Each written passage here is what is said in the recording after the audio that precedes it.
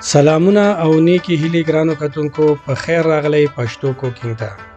نن به موږ تاسو ته د یو کیک چل درښکاره کوو، نو که تاسو دا ویډیو تر اخره پورې وګورئ نو د ډیر یو مزیدار او خوندور کیک چل به زده کړئ.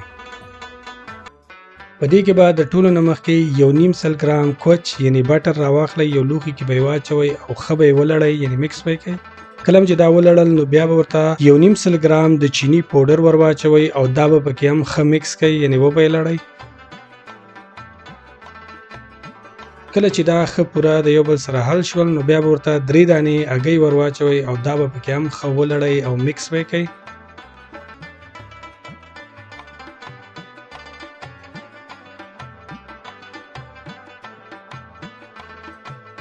د دې نه پس به ورته 2 غټې قاشوغې د وچو پیو یعنی د وچو شودو ور واچوئ او هغه به پکې هم ښه ولړئ او مکس به یې کړئ.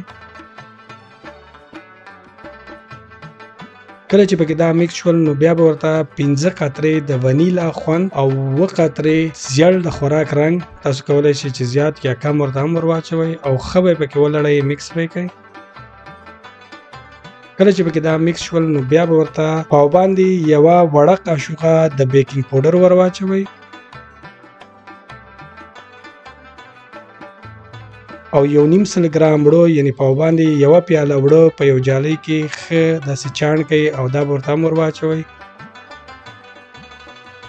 اول به یې پکې ولړئ او بیا به یې په ماشین باندې ښه مکس کړئ.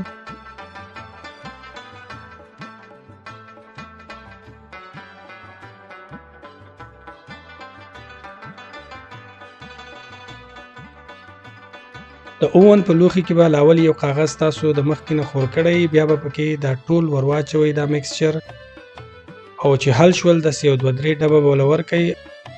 اول به تاسو دا اوون تود کړئ، بیا به 180 درجو ته راکوز کړئ او د 40 نه تر 45 منټو پورې په پکې دا کیک کیدی چې پوښ شي. چې کله کیک راويستو یو د غاښونو لرګی به پکې ورکئ، وړو ورپسې نون ختی نو دا کیک به پوښي. بیا به کیک دی چې یخ شي، د یخېدو نه پس کولای شئ چې تاسو یې وخورئ.